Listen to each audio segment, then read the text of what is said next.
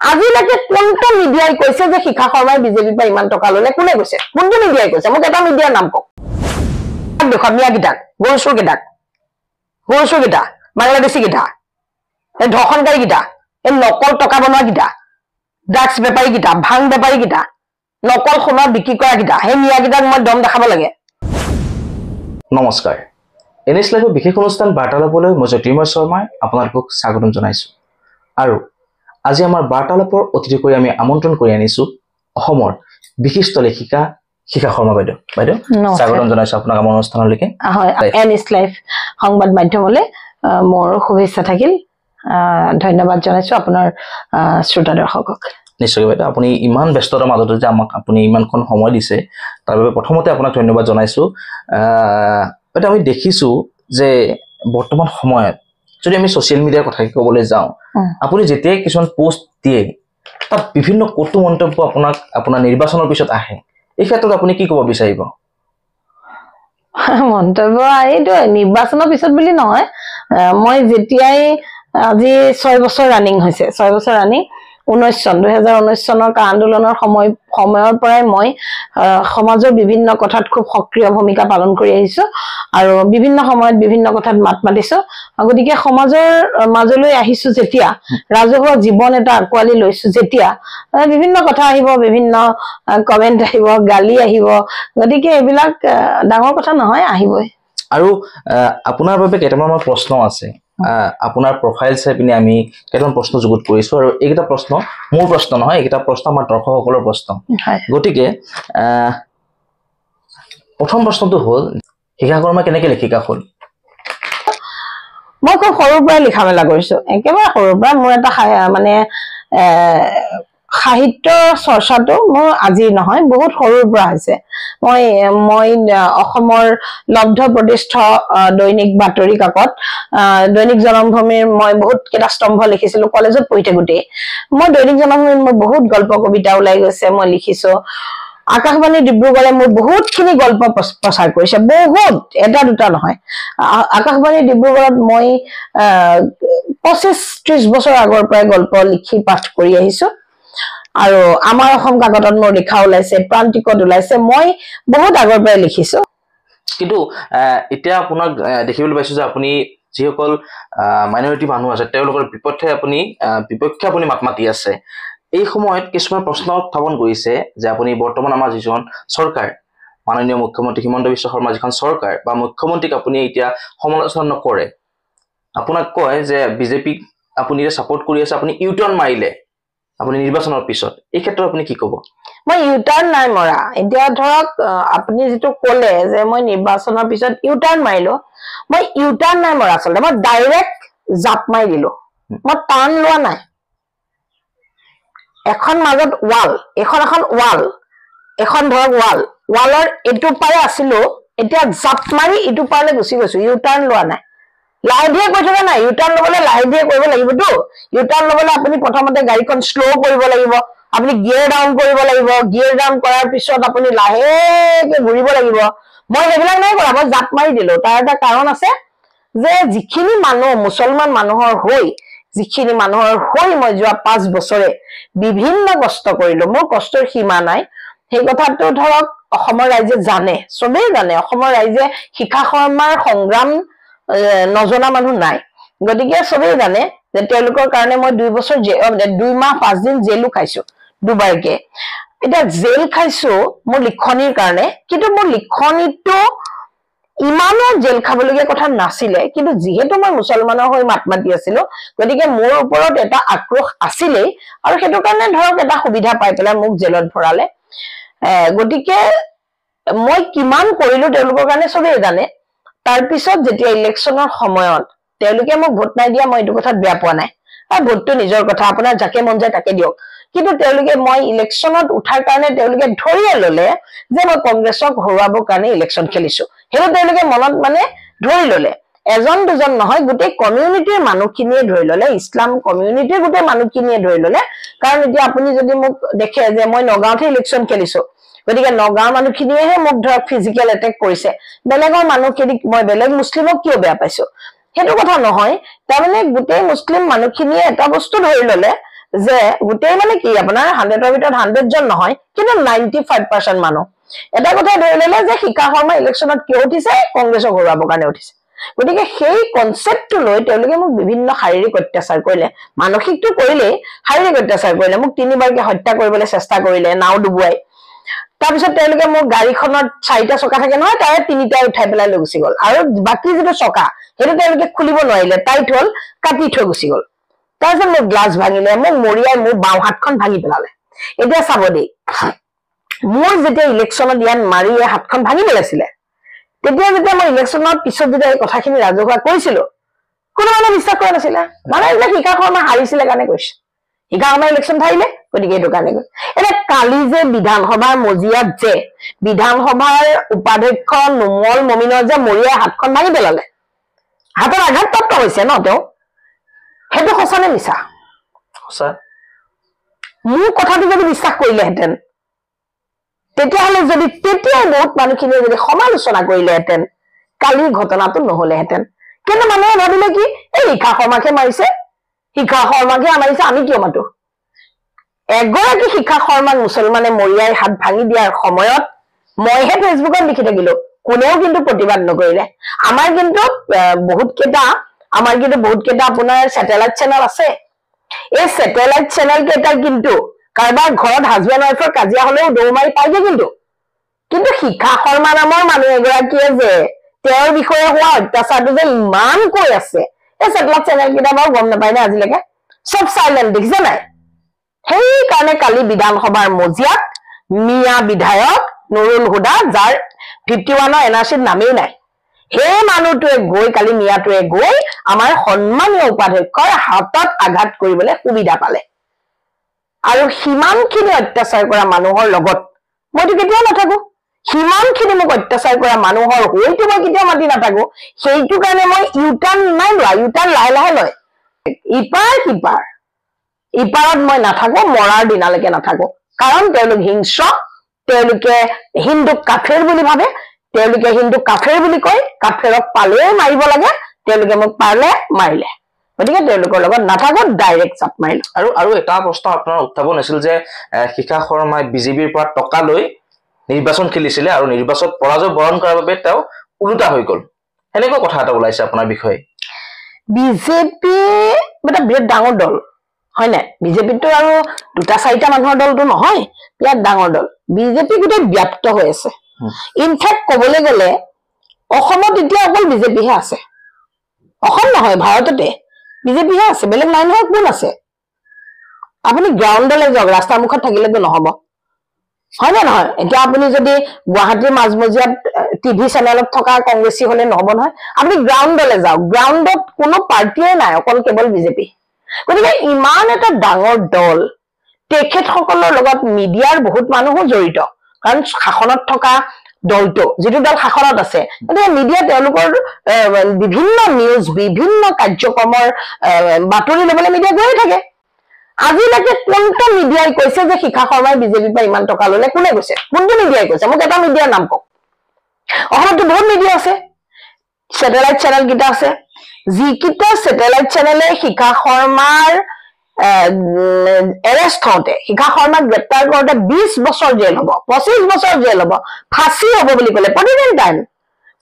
টাইমে ক'লে বোলে শিখা শৰ্মাৰ 25 বছৰ নে 20 বছৰ জেল হ'ব আৰু ফাঁসিও হ'ব পাৰে এই প্ৰতিদিন টাইমত যেতিয়া এই বাতৰিটো ওলালে মোৰ ছোৱালীজনী সেন্সলেছ হৈ গ'ল তাইক হস্পিটেলাইজ কৰিব লগা হ'ল যিটো প্ৰতিদিন টাইম চেনেলে শিখা শৰ্মাৰ 20-25 বছৰ জেল হ'ব বুলি বাতৰি কৰিব পাৰে সেই চেনেলটোৱে শিখা শৰ্মাৰ বিজেপিৰ পৰা পইচা ললে মনে মনে থাকিবনে চিঞৰ নুফুৰিব জানো আজিলৈকে অসমত এটা পৰ্টেলৰ নাম কওকচোন কোনটো পৰ্টেলে কৈছে মই পইচা লৈছো বুলি তাতকৈ ডাঙৰ কথা বিজেপিৰ মানুহবিলাক কয় যেতিয়া শিখা শৰ্মাক যেতিয়া পইচা দিব তেওঁলোকে উলিয়াই নুফুৰিব জানো উলিয়াই ফুৰিব গতিকে এই কথাখিনি সঁচা নে মিছা মই ক'ব নালাগে আপোনালোকে বিজেপিৰ মানুহ আছে না মুখ্যমন্ত্ৰী চাওক মুখ্যমন্ত্ৰী যেন এনেকুৱা তেখেতে সঁচা কথাবিলাক কৈ দিয়ে আপুনি মুখ্যমন্ত্ৰীক এদিন প্ৰশ্ন কৰিবচোন শিখা শৰ্মাক কিমান টকা দিলে তেখেতে কৈ দিব পিজু চাৰ্জকে সুধিব জয়ন্ত মল্ল বৰুৱাৰো ধেৰ মানুহ আছে না সুধিবচোন গতিকে এইবিলাক মিছা কথা তাহাঁতি যে বেলেগৰ পৰা পইচা লয় সেইটো কাৰণে তাহাঁতি উলিয়াইছে আৰু তেওঁলোকে আৰু এটা প্ৰশ্ন উত্থাপন কৰিছে যে শিখা শৰ্মাৰ যদি দম আছে 2026ত নিৰ্বাচন খেলি তেখেতে জয় হৈ দেখুৱাই দিয়ক কাক দেখুৱা মিয়াগিটাক গৰুচুৰ গীতা বাংলাদেশী গীতা এই ধৰ্ষণকাৰী গীতা এই নকল টকা বনোৱা গীতা ড্ৰাগছ বেপাৰী গীতা ভাং বেপাৰী গীতা নকল সোণা বিক্ৰী কৰা গীতা সেই মিয়াগিটাক মই দম দেখাব লাগে কি হয় সিহঁতি বাংলাদেশী হয়নে নহয় গতিকে বাংলাদেশী কেইটা মই দেখাব নাই ন কিন্তু চাওক আপুনি প্ৰশ্নটো সুধিছে কাৰণে আপোনাক মই এনচাৰটো দিছো দমৰ কথা নহয় না ইলেকশ্যন দমত নচলে না ইলেকশ্যন দমত চলে নেকি ইলেকশ্যন হৈছে ৰাইজে আপোনাক যদি বিচাৰে যে হয় এবাৰ অমুক জিকিব লাগে ৰাইজে জিকাব যদি ৰাইজে ভাবে যে নালাগে জিকাব ৰাইজে ভোট নিদিয়ে তাৰমানে মই কেনেকে দেখুৱাম এটা কোনো কেণ্ডিডেটে দেখাব নোৱাৰে কোনো কেণ্ডিডেটে যে মই দেখুৱাই দিম জিকি সেইটো কৰিব নোৱাৰে ৰাইজৰ কথা ৰাইজৰ ভোট ৰাইজে যদি জিকায় ৰাইজে দেখুৱাব আমি দেখাব নোৱাৰো নহয় 2026 লৈ আপুনি কিবা পৰিকল্পনা কৰিছে নে নাই পৰিকল্পনা নাই কৰা 2026ত যদি আপোনাক কোনো এটা দলে আপোনাক কয় যে আপুনি নিৰ্বাচন খেলিব লাগে তেতিয়াহ'লে আপুনি নিৰ্বাচন খেলিবনে কোনো এটা দলে ক'লে নাযাওঁ মই কোনো দললৈ নাযাওঁ বিজেপিৰ বাদে যদি আপোনাক এই অফাৰটো আমাৰ এই অনুষ্ঠানটো চোৱাৰ পিছত আপোনাক যদি বিজেপিৰ পৰা কোৱা হয় যে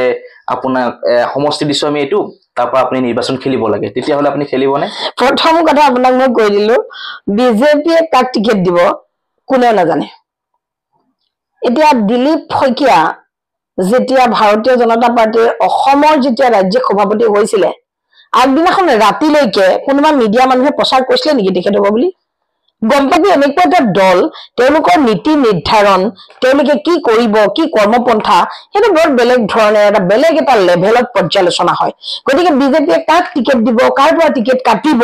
সেই কথাটো প্ৰেডিক্ট কৰিব আপুনি নোৱাৰে গতিকে মই সিমানখিনি কথা ভবাই নাই আৰু এটা প্ৰশ্ন আপোনালৈ উত্থাপন হয় আপোনাৰ যিসমূহ আপুনি ফেচবুকত পোষ্ট কৰে তাৰ তলত আপোনাৰ কিছুমান কমেন্ট আহে এই কমেন্টৰ ভিতৰত কিছুমান কমেন্ট এনেকুৱাও পাইছো আমি যে যি গৰাকী শিখা শৰ্মাই ৰমজানৰ সময়ত তেখেতে ৰোজা ৰাখিছিলে মছজিদত গৈ তেখেতে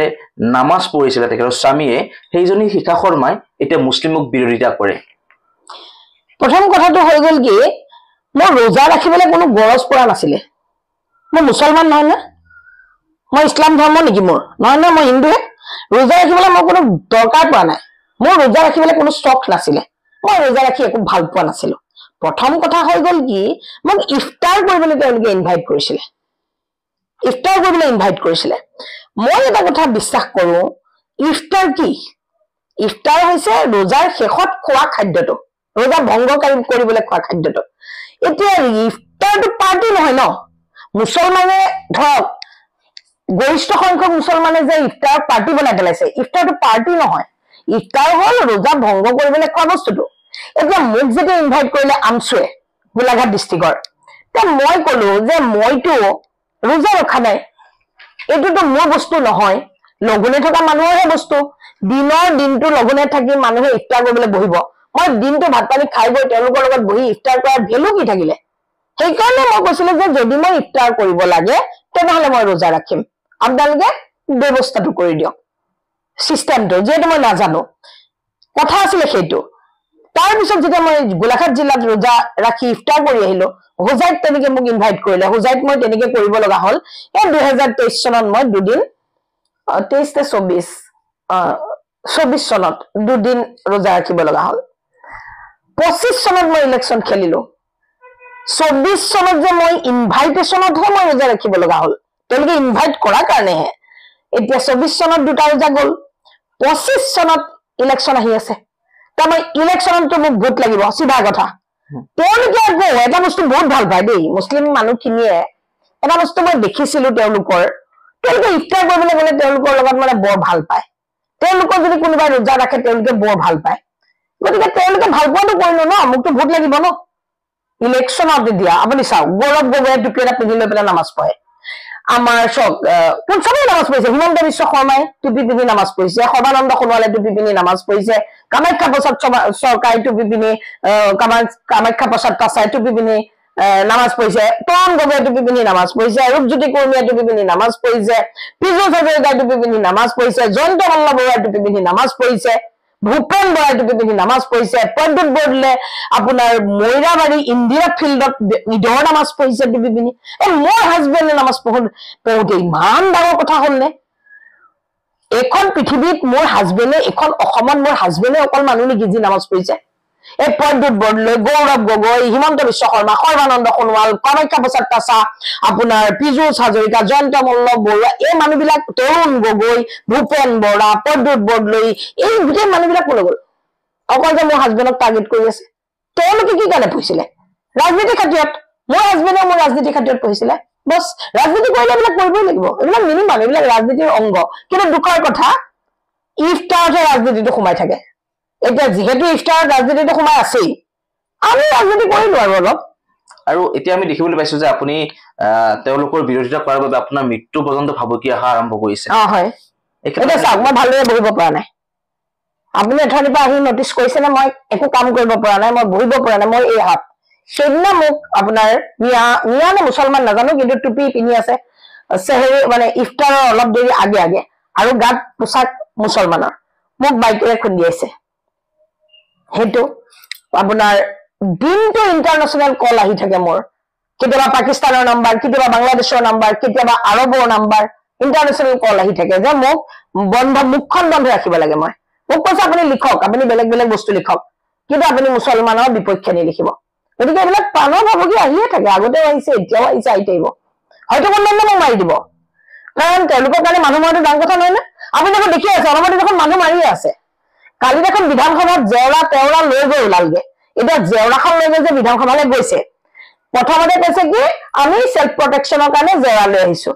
জেওৰা লৈ অহাটো ৰুল নেকি তাৰমানে অসম পুলিচে প্ৰটেকশ্যন দিব নোৱাৰে নেকি আপুনি যে জেওৰা লৈ আহিছে জেওৰাখন যেতিয়া আপুনি গাঁঠিবিলাক খুলি পেলাব সেইডাল এডাল দাণ্ডা হৈ গ'ল নে নগ'লে জেওৰাৰ গাঁঠিডাল খুলি বা আমাৰ গাঁওবিলাকত কি হয় কাৰোবাৰ কেতিয়াবা খং উঠিলে জেওৰা এডালকে উভালি আনি নামাৰে জানো গতিকে সেই জেওৰাডাল তেওঁলোকে প্ৰটেকশ্যনৰ কাৰণে আনিছিল নে বিজেপিক মাৰিবৰ কাৰণে আনিছিলে সেইটোতো আমি নাজানো গতিকে তেওঁলোকৰ লগতে মাৰপিটত থাকেই গতিকে তেওঁলোকৰ কাৰণে হত্যা একো ডাঙৰ কথা নহয় অৰ্ণবাই বৰাক জানো তেওঁলোকে হত্যা কৰি পেলাই দিয়া নাই গতিকে আকৌ হত্যা কৰিব পাৰে যিহেতু আপুনি বহুত সময় দিলে আমাক আমাৰ অনুষ্ঠানটো সামৰিব লাগিব শেষত আপুনি আমাৰ দৰ্শকসকলক কি ক'ব বিচাৰিব দৰ্শকসকলক কম ডেফিনেটলি যে আমাৰ যিসকল উঠি অহা মিডিয়াৰ পাৰ্চন যিসকল সংবাদ মাধ্যম যিসকল সেই সংবাদ মাধ্যমৰ লোকসকলে সাংবাদিকসকলে অশেষ কষ্ট কৰি এটা সংবাদ মাধ্যম চলায় আৰু আমি সাধাৰণতে কি কৰো পোৰ্টেল বুলি আমি নাচাও বা আমি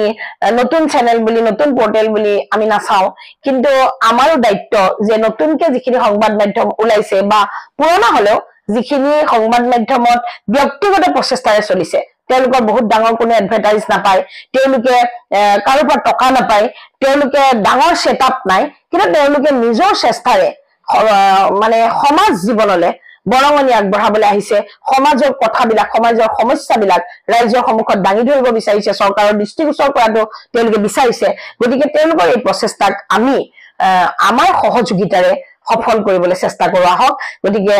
সকলো পোৰ্টেল সকলো সংবাদ মাধ্যমৰ কৰ্মী সকলো সাংবাদিকক আমি যিমান পাৰো আমাৰ সহযোগিতা আগবঢ়াও আহক বহুত বহুত ধন্যবাদ বাইদেউ আপুনি খুব সুন্দৰ কেইটামান কথা কৈছে প্ৰিয় দৰ্শক আজি আমি কথা পাতিলো বিশিষ্ট লেখিকা শিখা শৰ্মাৰ সৈতে